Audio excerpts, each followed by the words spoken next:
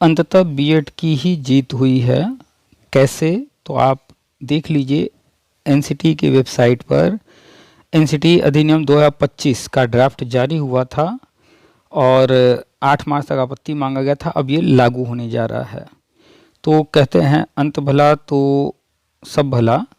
तो अंततः BEd primary में वैलिड होने जा रहा और अब हमेशा के लिए वैलिड होने जा रहा है और बीएड रहेगा। अन्य सारे कोर्सेज आने वाले 1-2 सालों में बंद कर दिए जाएंगे, इसकी भी घोषणा कर दी गई है। तो बीएड की फाइनली जीत हो चुकी है। जहां जिस राज्य में जो कुछ भी चल रहा है वो सब फिर से जो है चेंज होगा। आज की जो चर्चा है ये एमपी से कॉल है और इनके परिवार से कुछ लोग हैं जो कि छत्तीसगढ़ में जॉब में थे, इनका कहना है। तो चर्चा छत्तीसगढ़, एमपी और अन्य राज्यों पर सभी राज्यों से संबंधित हुई है, यानी बीएड को लेकर के पूरी चर्चा है और बीएड की जीत हो चुकी है। एनसीटी अधिनियम लागू होने जा रहा है, ड्राफ्ट आ चुका है। जिनको ड्राफ्ट मिल गया है बहुत अच्छी बात है, जिनको नहीं मिला है वो एनसीटी की साइट से जाकर डाउनलोड करें, उसको पढ़ लें, या फिर आप हमें व्हाट्सअप करके मांग लीजिए, या फिर टेलीग्राम ग्रुप है टीपीए के नाम से, वहाँ मिल जाएगा। सामने हमारा नंबर है व्हाट्सअप का, इसको नंबर सेव कर लीजिए पीके सर के नाम से और इस नंबर पर हमें व्हाट्सअप कीजिए और मांग लीजिए एनसीटी अधिनियम 2025 का ड्राफ्ट, हम आपको दे देंगे। या फिर ग्रुप का लिंक मांग लीजिए, हम आपको ग्रुप का लिंक दे देंगे। तो आप टेलीग्राम ग्रुप लिंक से ग्रुप में जा कर के वहाँ से एनसीटी अधिनियम 2025 डाउनलोड कर सकते हैं और पढ़ सकते हैं। तो चाहे जिस भी माध्यम से डाउनलोड कर लीजिए, पढ़ लीजिए एनसीटी की साइट से, या फिर हमारे ग्रुप में ज्वाइन करके हमसे ले लीजिए। तो सामने नंबर है, सेव कर लीजिए पीके सर के नाम से। और बीएड वाले जहाँ कहीं भी हैं उन तक ये वीडियो फैला दीजिए, पहुँचा दीजिए, ताकि कोई भी निराश हताश न रहे। जहाँ जो कुछ भी चल रहा है उनको जानकारी हो जाए कि बीएड प्राइमरी वैलिड होने जा रहा है, फिर से होने जा रहा है और हमेशा के लिए होने जा रहा है। 4 साल वाला भी, 2 साल वाला भी, 1 साल वाला भी प्राइमरी में पीआरटी टीचर भर्ती में बीएड वैलिड होने जा रहा है। अगला सीटेट जो आने जा रहा है उसमें बीएड के लिए पीआरटी में आवेदन करने का मौका मिलने जा रहा है। तो चैनल को सब्सक्राइब कर लीजिए, अन्य बीएड साथियों को भी दे दीजिए वीडियो, उनको भी कहिए चैनल को सब्सक्राइब कर लें। बगल में बेल है, उसको टच करके ऑल का ऑप्शन सेलेक्ट कर लें, ताकि इससे संबंधित जो भी अपडेट्स आपको आएँ वो मिलते रहें। और पीडीएफ वगैरह चूँकि यूट्यूब पर पॉसिबल नहीं है, इसलिए आपको व्हाट्सअप टेलीग्राम ग्रुप ज्वाइन करना जरूरी है। तो पीडीएफ अगर आपको पाना है तो पीडीएफ के लिए ग्रुप जरूर से ज्वाइन कीजिए। और सारी बात अगर समझ में आती है तो वीडियो को लाइक कर दिया कीजिए। आपके कुछ सवाल हैं, कुछ जानकारी आपको चाहिए, कुछ डाउट है, तो आप हमें मैसेज कर सकते हैं व्हाट्सएप पर या कॉल पर बात कर सकते हैं। सामने नंबर है, सेव कर लीजिए और डिटेल में सारी जानकारी दी जाती है। अगर आप नए हैं तो पुराने जो ऑडियो वीडियो हैं उनको जाकर ध्यान से सुना कीजिए, सुनिए। और अगर आप पुराने हैं तो भी आपको ध्यान से हर बात सुनना है, ताकि आप हर चीज़ को समझ सकिए। तो आज की पूरी बातचीत बड़े ध्यान से सुनिएगा और ये सारे बीएड वालों के लिए इम्पॉर्टेंट है, पूरी जानकारी रखना बहुत ज़रूरी है। तो बीएड की जीत हो चुकी है, बीएड को प्राइमरी वैलिड करने का एनसीटी अधिनियम का ड्राफ्ट आ चुका है। बीएड प्राइमरी में वैलिड होने जा रहा है। होली ये त्यौहार है, छुट्टियां हैं, इसके बाद ये कभी भी किसी भी दिन लागू हो जाएगा। तो आप लोग ड्राफ्ट लेकर के कोई भी कुछ भी कहता है उसको दिखा दीजिए। बीएड प्राइमरी वैलिड होने जा रहा है। सभी 4 स्टेजेज 5+3+3+4 पर वैलिड रहेगा बीएड। सिर्फ बीएड रहेगा, अन्य सारे डिप्लोमा बंद होंगे। तो चलिए सुनाते हैं आपको पूरी बातचीत। और सारे बीएड वाले जहाँ कहीं भी आपका कोई भी ग्रुप है, फेसबुक पर, व्हाट्सएप पर, टेलीग्राम पर, ये वीडियो अधिक से अधिक शेयर करके सब तक जानकारी पहुंचा दीजिए, हर किसी को भेज दीजिए, ताकि जिसका जहां कहीं भी कुछ कोई समस्या हो, कोई नुकसान हो रहा हो, वो इस जानकारी से लाभ ले सके, धैर्य रखे। तो चलिए सुनाते हैं आपको पूरी बातचीत। वीडियो को अधिक से अधिक शेयर कर दीजिए, चैनल को सब्सक्राइब कर लीजिए, बगल में बेल है उसको टच करके ऑल का ऑप्शन सेलेक्ट कर लीजिए। शेयर खूब कीजिए, हर बीएड वाले तक पहुँचना चाहिए। 2 करोड़ 4 करोड़ बीएड वाले हैं पूरे भारत में, सब तक पहुंचा दीजिए ये जानकारी। तो वीडियो फटाफट शेयर कीजिए। चलिए सुनाते हैं आपको पूरी बातचीत। आप सभी का स्वागत है आपके अपने यूट्यूब चैनल टीपीए वर्ल्ड में। हेलो जी सर, नमस्ते। हाँ जी नमस्कार, कौन? टीपी वर्ल्ड बोल रहे हैं सर आप यूट्यूब चैनल से? आप कौन? जी मैं आपका व्हाट्सएप नंबर देख के ही लगाया हूँ आपको, आपका सब्सक्राइबर हूँ। बताइए सर जो गजट कब तक आ रहा है जो बीएड वाला आप दिखा रहे हैं सर? भाई एनसीटी ने इसके लिए कोई डेट डिक्लेयर किया नहीं है, उस पर आपत्ति मांगा था, उसका डेट बताया गया था, वो जानते हैं आप? जी 8 तारीख बताए थे वो। तो 8 तारीख तक जो आपत्ति आए होंगे तो अब उस पर क्या आगे करेंगे वो? अच्छा अच्छा। और कोई काम आपने किया और हाँ हाँ। और आपने कहा कि इतने तारीख तक जो है जिसको कोई समस्या हो अपना समस्या लिखित में दे दे, तो वो लोग लिखित में देंगे उस तारीख तक, उसके बाद आप क्या करेंगे? जी जी। क्या जी, उस समस्या को जब आपने मांगा है लोगों से तो उस पर विचार करेंगे, उसको पढ़ेंगे, देखेंगे कि नहीं? हाँ देखेंगे, क्यों नहीं तो देखेंगे। उसमें थोड़ा सा वक्त तो लगेगा ना। जी। तो जब 8 मार्च तक मांगा गया था और आज कितनी तारीख है? और 13। 13 तारीख है। तो हाँ मानकर चलिए कि 15 से 20 दिन का समय तो लेंगे ना, 15-20 दिन या 1 महीने का समय कम से कम, कि जो भी उस पर आपत्ति आए हैं हाँ हाँ। हाँ उनको पढ़ा जाए, देखा जाए उसमें कौन क्या कह रहा है। उसके बाद उसमें कहीं अगर कुछ किसी की बात समझ में आती है कि नहीं इनकी बात सही है तो सुधार करना चाहिए, बदलाव करना चाहिए या जो भी करना होगा, तो सारी चीज़ों पर विचार करके फिर जी फाइनल करके तब तो वो उसको लागू करेंगे ना। जी। तो कम से कम 1 हफ्ता, 2 हफ्ता या 3 हफ्ता या 4 हफ्ता कुछ तो समय लेंगे। तो सर जो जो बाहर हो गए हम लोग, फिर इनका क्या होगा सर? बाहर मीन्स कहाँ से क्या हो गया वो पूरा स्पष्ट सीजी कीजिए, नहीं पूरा बोला सीजी कीजिए। नहीं, सीजी जो छत्तीसगढ़ है ना, उसको बीएड कैंडिडेट बाहर हो गए ना। अच्छा, आप छत्तीसगढ़ से बात कर रहे हैं। नहीं, मैं एमपी से कर रहा हूँ। मेरे भाई थे एक, उनको भी टर्मिनेशन दे दिया था जब एक बार।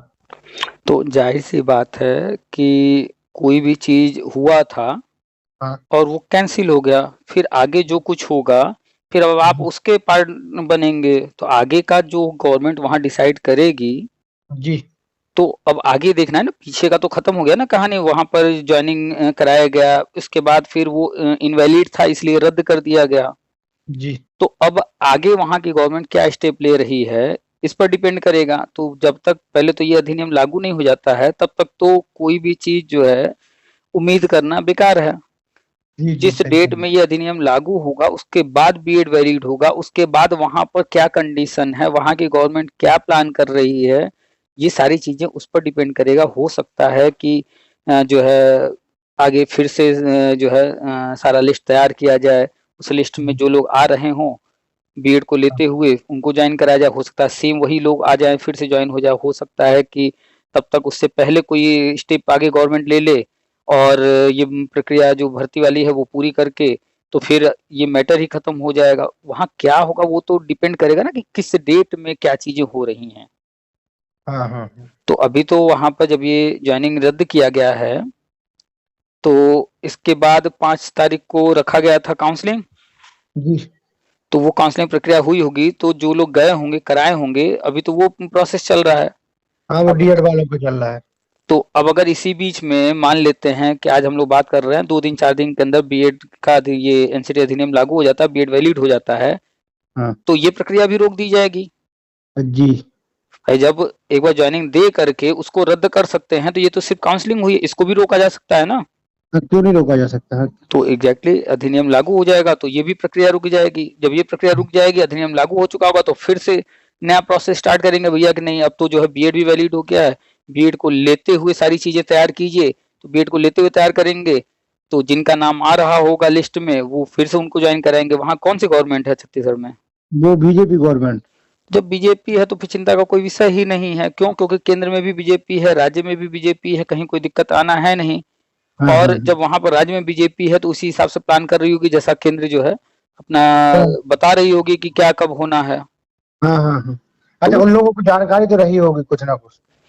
ये खबर बार बार आ चुकी है, केंद्रीय शिक्षा मंत्री जी, गृह मंत्री जी और स्वयं प्रधानमंत्री जी कई कई बार बोल चुके हैं कि बीजेपी शासित राज्यों में, आप लोग भाषण ध्यान से नहीं सुनते हैं, जब भी वो लोग भाषण देते हैं अक्सर कई चीजों के लिए वो साफ साफ कहते हैं।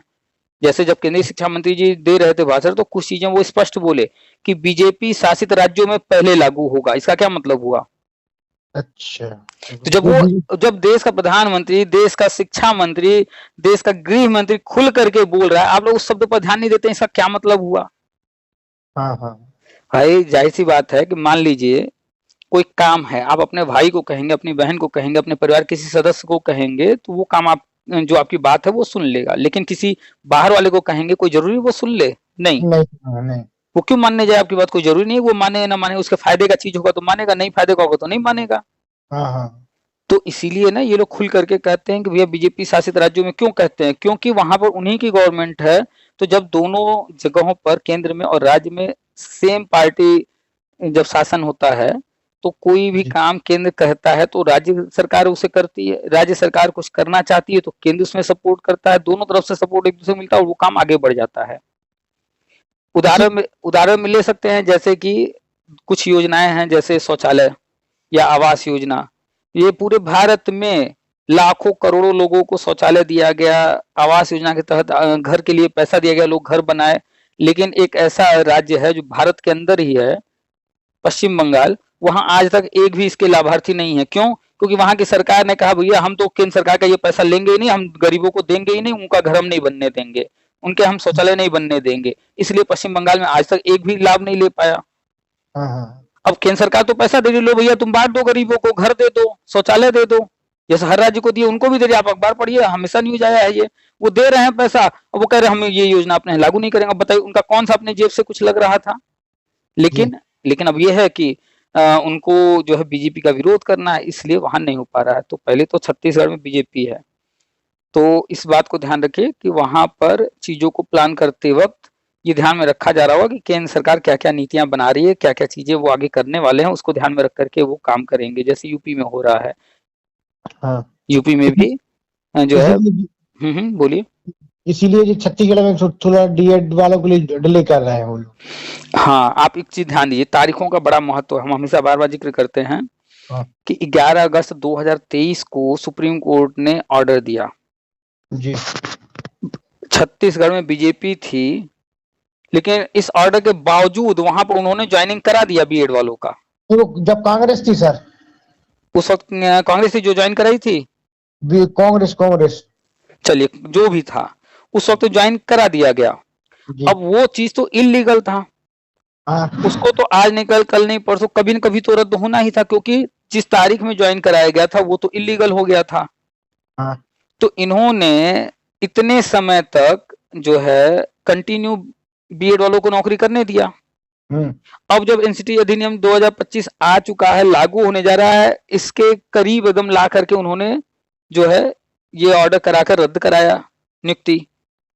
और हाँ 8 मार्च इधर लास्ट डेट रखा गया आपत्ति का, उधर 5 मार्च उन्होंने काउंसलिंग का रखा। इसी हाँ हिसाब से सब प्लान कर रहे हैं कि सारी चीजें फिर सिस्टमेटिक करके सही करके फिर से नई लिस्ट बनेगी, उसमें बीएड को भी मौका दिया जाएगा और फिर से बीएड वाले ज्वाइन कर लेंगे। तो धैर्य रखिए, देखिए क्या करते हैं, किस डेट में करते हैं। मतलब आपके अनुसार कोई भी एक भी कैंडिडेट बाहर नहीं होगा? है अब 5 मार्च को काउंसलिंग हुआ है हाँ और हम तो एक एक चीज वहां का नहीं जानते हैं, क्योंकि हमारा वहां से कोई डायरेक्ट कनेक्शन नहीं। जो भी लोग कॉल करते हैं, जो बताते हैं या जो अखबार में पढ़ते हैं, उसी के आधार पर बाकी केंद्र में जो चल रहा है वो बताते हैं। तो आप ये बताइए 5 मार्च को जो काउंसलिंग हुई है उसके बाद आगे क्या हो रहा है वहाँ? अभी कुछ नहीं हो रहा, वो बता रहे कि 28 के पहले ज्वाइनिंग करा देंगे, कह रहे हैं कितने से पहले? 28 के पहले। क्या जियो जारी हो गया? नहीं अभी नहीं हुआ, नहीं है सर। तो अभी काउंसलिंग हुई है ना। हाँ हाँ हाँ तो काउंसलिंग हुई है, मान लेते हैं कि ज्वाइन करा दिए। जी अब जैसे ही ये ज्वाइन करेंगे और उसके बाद चाहे 1 महीने बाद, चाहे 10 दिन बाद, जितने दिन बाद एनसीटी हाँ अधिनियम लागू हो जाएगा, हाँ। तो बीएड वाले वैलिड हो जाएंगे, क्या वो इसको चैलेंज नहीं करेंगे?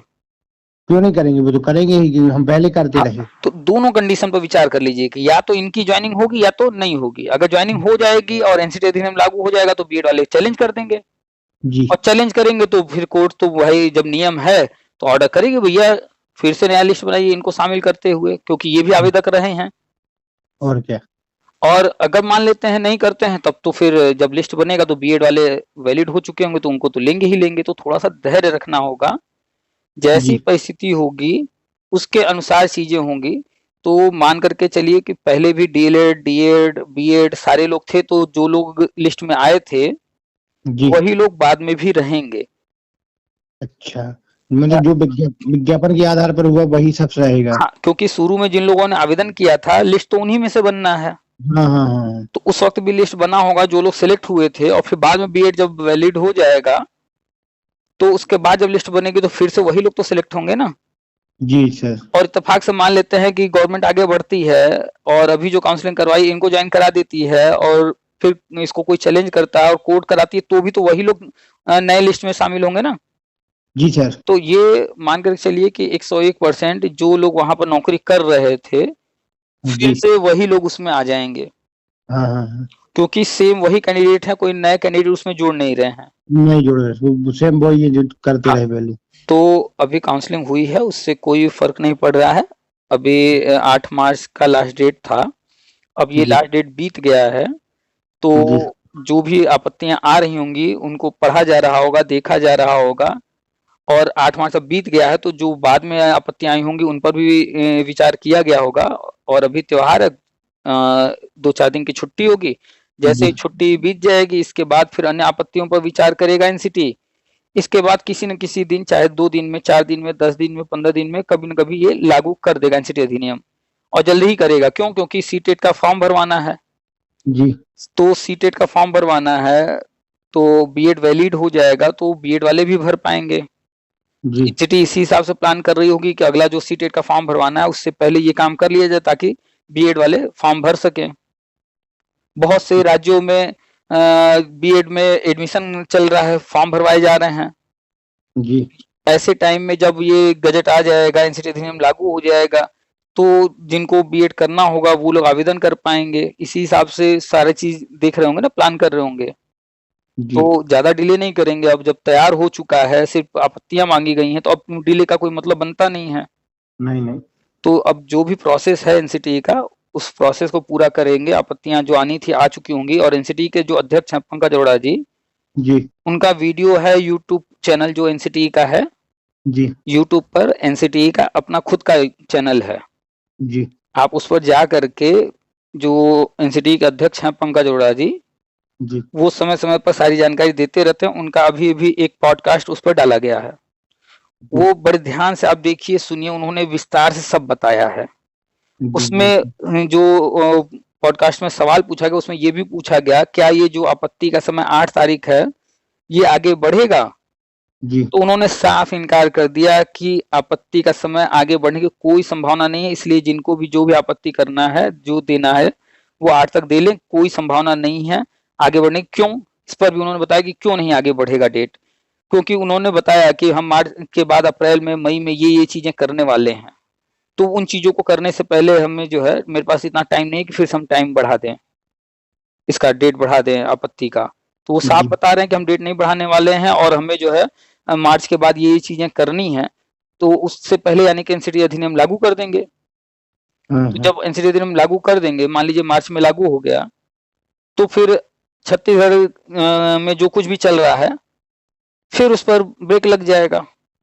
और फिर ब्रेक लग जाएगा तो जो नया रूल होगा, जैसे 11 अगस्त 2024 को सुप्रीम कोर्ट ऑर्डर आ गया, तो 10 अगस्त तक जो लोग ज्वाइन कर चुके थे वही तो सुरक्षित हुए, क्योंकि वो वैलिड थे। लेकिन जी 11 अगस्त 2023 से उसके बाद जितनी भी ज्वाइनिंग कहीं हुई है, या तो प्रक्रिया चल रही थी तो रोक दी गई, या तो अगर कराया गया तो वो बाद में जो है कैंसिल कर दिया गया, जैसे छत्तीसगढ़। तो यानी कि डेट का बड़ा महत्व है। तो जिस दिन एनसीटी अधिनियम लागू हो जाएगा, चाहे 1 हफ्ते में, 10 दिन में, जिस भी दिन, तो उसके बाद जहां कहीं जो प्रक्रिया चल रही होगी, तो वो मजबूर हो जाएंगे ना कि फिर बीएड को भी अब शामिल करना है, और ऑलरेडी बीएड वाले आवेदन किए ही हुए हैं, तो कोई दिक्कत तो है नहीं कि नया आवेदन लेना है। नहीं।